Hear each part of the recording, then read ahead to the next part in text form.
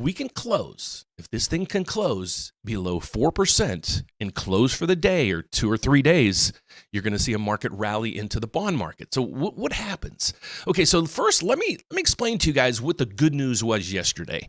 We had Federal Chairman Powell coming in around noon and say, okay, we're still on the rate cutting path, but one of the things he mentioned was quantitative tightening and the ending of it. So here's what happened in the past. Here's what happened to cause mortgage rates to go down. The Fed was jumping in, buying up mortgage bonds by the billions each day. So that was driving down rates, because here's how these things work. We go over to the bond market. Now, I know I went through this yesterday, but this is more important than you guys think. So this is a mortgage bond. Okay, so what happened was when the Federal Reserve came in, they kept buying this and buying it and buying it to drive down the yield. So they were pumping up the prices by buying $40 billion a month.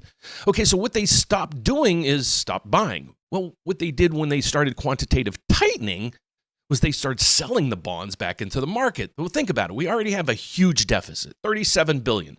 So we already have too many bonds into the system. Then you have corporate bonds, you have mortgage bonds, but then you have the Federal Reserve dumping bonds onto the market as well. So what would happen? Instead of the prices jumping way up, they would come way down.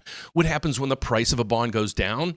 Well, the yield skyrockets. And that's what happened when rates, remember about 2 years ago, rates hit 8%.